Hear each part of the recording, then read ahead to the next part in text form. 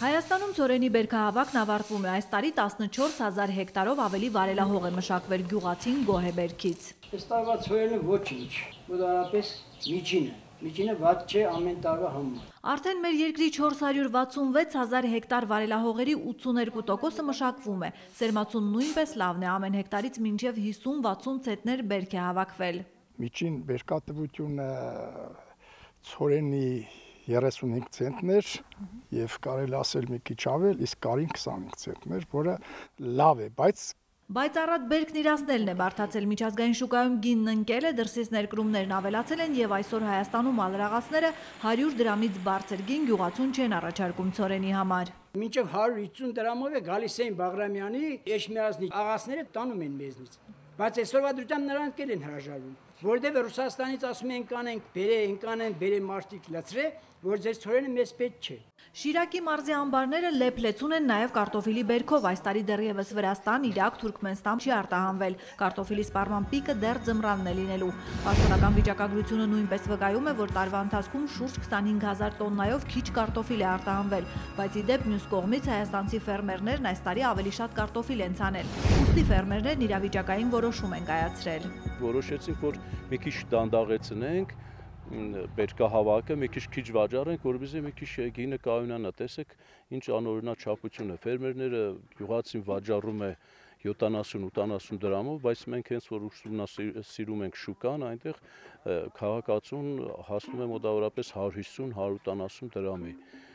Այսինքն այստեղ ֆերմերները տուժում են, քաղաքացին էլ չի շահում։ Միջնորդներն են հիմնականում շահում եւ մենք պետք է ժամանակ սպասենք, որպեսզի մի քիչ գները կայունանա։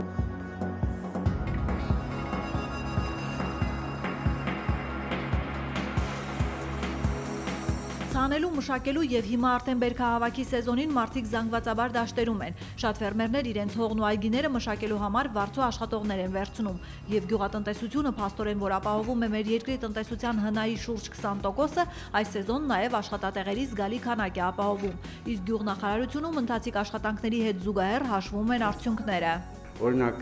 2000 հեկտարով ավելացել է բանջարանության մշակաբույսերի արտադրության ծավալները, հողերի մշակության, ոստանային մշակաբույսերը մոտավորապես 500 հեկտար, կարտոֆիլի արտադրության 800 հեկտար, հացահատիկային մշակաբույսերին 4500 հեկտար եւ այսպես շարունակ։ Երկրում զանգվածաբար սկսվում է բանջարաբոստանային մշակաբույսերի, դեղցի, սալորի, խնձորի, խաղողի բերքահավաքը։ Հայաստանին ու Ռուսաստանին քաղցր խաղող մատակարարող արմավիրում նույնպես մտահոգ են, թե առատ բերքն ում եւ ինչպես են իրացնելու։ Եթե բերքը մենք անում ենք, որակով մշակում ենք, ամեն ինչը տեղին անում ենք, որ դուրս ներմուծվի ավելի լավ գյուղացի վիճակը։ Ասում են սեղանի տեսակի խաղողն իրացման խնդիր չունի, իսկ տեխնիկականի հարցը բարդ է, գործարանները գյուղացիներին պարտքեր ունեն դեռևս անցած տարվանից, որը մաս են վճարում, իսկ այսօր պատրաստ են ընդունել կիլոգրամն 80 դրամով։ Ճիշտ է, այսօր իրացման խնդիր ունեն նաև վերամշակողները կապված դրսի հետ, Ռուսաստանի Դաշնության հետ, մյուս երկրների հետ, բայց միանշանակ արտադրողին այդքան էլ չի հետաքրքրում ինչ ձևով կիրացնեն վերամշակողները։ Սակայն բերքառատ տարվա ծրագրերը չփոխեց նույնիսկ դեպի հյուսիս մեր բեռնափոխադրումների միակ ցամաքային ճանապարհի Վերին Լարսի փլուզումը։ Օրինակ թարմ պտուղ բանջարեղենի ընդհանուր արտահանման ծավալները գրեթե կրկնապատկվել են։ Վերջին օրերի տվյալով արտահանվել է ավելի քան 99,000 տոննա միրգ բանջարեղեն, իսկ անցած տարի ընդամենը 55,000 տոննա։ Ասենք ամենախոշոր մթերող ու արտահանող կազմակերպությունը Սպայկան ոչ մի րոպե չի դադարեցրել գյուղացիներից բերքի ընդունումը։ Այս պահին ընկերության տարածքում գրեթե բեռնատարներ չկան։ Ոչ մի օր առանց բեռնատարներ ճանապարհելու չի լինում այստեղ այս սեզոնին։ Իր 150 մեքենաներից բացի Սպայկան նույնիսկ հավաքել է մյուս ընկերությունների բեռնատարները եւ նրանց միջոցով նույնպես մթերքներ է արտահանում։ Այսպես ասեմ, Հայաստանում այսօր ոչ մի մեքենա կանգնած չի մնում, պարապուրտի չի մատնվում։ Հայաստան մտնող հայկական բեռնափոխադրողի բոլոր բեռնափոխադրողների բոլոր մեքենաները ինտենսիվ աշխատում են, այդ թվում մեր շնորհիվ։ Այստեղ տարին ոչ միայն բերքառատ են գնահատում, այլև արտահանման տեսակետից շատ հաջող վստահ են, որ միայն իրենց միջոցով արտահանվող բերքի քանակը կանցնի 10,000 տոննան։ Չնայած ամռանը Լարսի ճանապարհը փակվեց, բայց ոչ մի կերպ աշխատանքը չի խափանվել։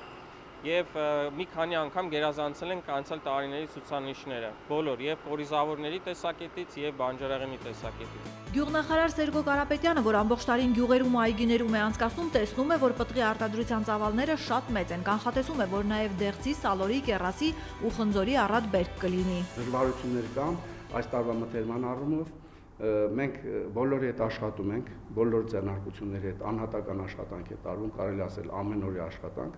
եւ ես համոզված եմ, որ բերքը կմթերվի ամբողջությամբ։ Ճիշտ է, գյուղնախարարն ու այգեգործները մտահոգ են իրացման ու մթերման հարցերով, բայց նախարարը նկատեց, որ սա լուծելի խնդիր է։ Ես ցանկանում եմ, որ ամեն տարի մեր գյուղացին միշտ բերքի առատությունից դժգոհի, ոչ թե ուրիշ բաներից։ Իսկ իրավիճակի օբյեկտիվ հեռանկարը կարելի է գնահատել միայն բիզնեսի պլաններից դատելով։ Նույն Սպայկան ընդլայնում է գյուղ ոլորտում իր մասշտաբային բիզնեսն ու արդեն հիմնել է նաև պահածոների արտադրամաս։ Առայժմ հյութեր ու կոմպոտներ են արտադրում։ Ծիրանի, բալի, հոնի,